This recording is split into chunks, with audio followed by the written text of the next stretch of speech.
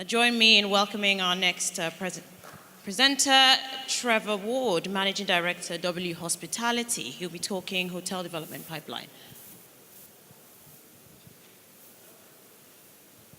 Trevor, you have about 15 minutes.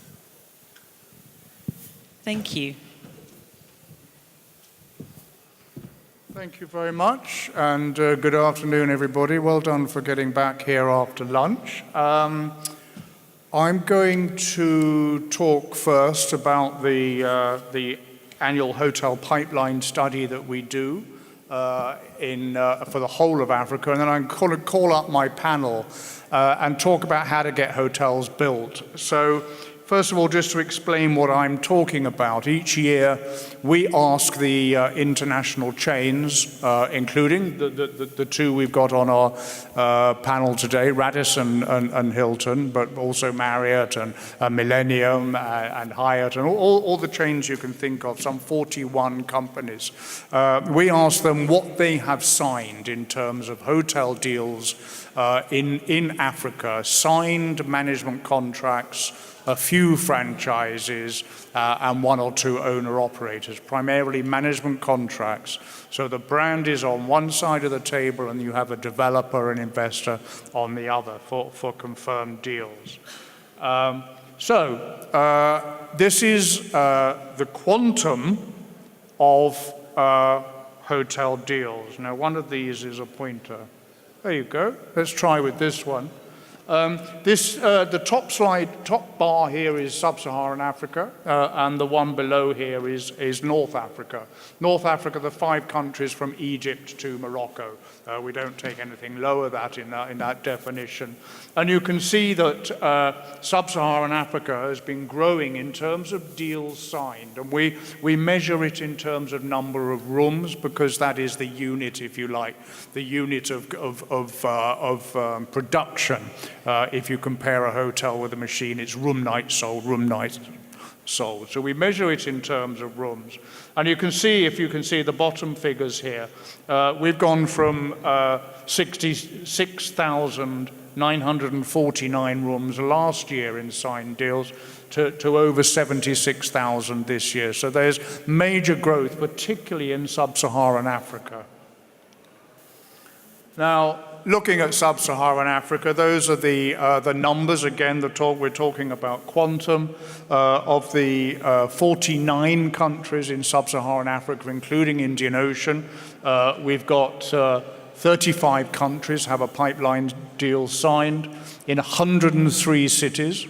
38 hotel chains are active in Sub-Saharan Africa. 38? It's quite a lot, isn't it?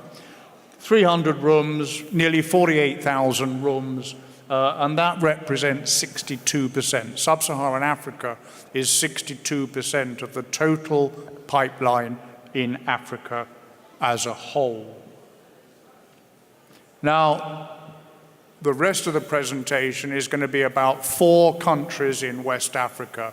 The 4 that I choose, you may have been talking about them earlier in this conference, the 4 that I choose are those where there is the most activity in terms of hotel development, hotel deals being signed, hotel development, and these are Nigeria, Ghana, Cote d'Ivoire, and Senegal. And in those 4 countries, we have hotel deals signed in 17 cities. 19 hotel chains are active in those 4 countries here in West Africa, with 88 hotels signed, 15,000 rooms. And those 4 countries out of, 49 countries, 4 out of 49 represent almost 1/3 of the total pipeline. So that is where the activity is. When I say activity, let's be clear what I mean about that. That first of all, I'm using activity to mean people are signing heaps of paper. The management contracts are way big, and they sign it, and that represents a commitment from the brand to manage the hotel once it's open. So another definition of activity is what is actually under construction. And you can see from there that in the whole of sub-Saharan Africa, about 54%, just over half of the hotel deals signed are under construction. Because whilst they're pieces of paper, they're pretty meaningless in terms of what a traveler can have and what a shareholder of the hotel company can receive. And they're just a piece of paper. So when we go on site, and then in West Africa, again, it's about 54% of the pipeline is under construction. So you can use that as another definition of activity. Unfortunately, there is another definition of activity, and that's people with hard hats in their numbers doing work on site, because in those two figures of 54% on site, there are some hotels which have come to a grinding halt, but we say they're under construction. So some of these numbers you do need to dig into to understand. Okay, who is having the activity? Well, these are the chains that have signed deals in those 4 countries that we're focusing on, from the likes of Marriott over there. Marriott has, I've got a figure here somewhere written down. Marriott has a quarter, 26%. Marriott has 26% of the West African pipeline. One company has a quarter out of all these. Hilton has 11% of that pipeline, Radisson 10%, Accor 5%. So between the 4 big chains, they have 52% of the West African pipeline. Okay, now on the 4 countries, it will be no surprise to many that Nigeria takes the crown there with the most the most rooms signed in deals, 9,300 rooms. It's in Africa, it is pipped only by Egypt. Egypt is number 1 because there's been a lot of activity in signing deals in Egypt in the last couple of years. But Nigeria's by far the largest pipeline in Africa. Senegal, I mean, it's nowhere near, but that's not so shabby, is it? 2,500 rooms. Côte d'Ivoire, 1,800, and Ghana, 1,200. So there's Nigeria. There's a picture of the newest hotel in town, the Curio. It's actually a Hilton-managed project. It's the Curio up at the international airport next to the private jet terminal. That picture there, which opened early last month. Nigeria represents 63% of the West Africa pipeline, as I said, with 9,300 rooms. That's in 57 hotels. 57 hotels have signed deals to open in the future in 10 cities, Lagos and Abuja, obviously, but also Port Harcourt, Aba, Onitsha, Ibadan, and Asaba, and others. And Marriott, of those 57 hotels, Marriott has 16 signed deals in Africa. Remember that Marriott now is 30 brands, ranging from the well-known ones here, like Sheraton, which came in with Starwood, like Protea, and others. In Senegal, which was the next largest, if you remember, 2,514 rooms in 3 cities. That's in Dakar and 2 resort areas down in the south where Club Med has resorts. Beautiful picture, huh?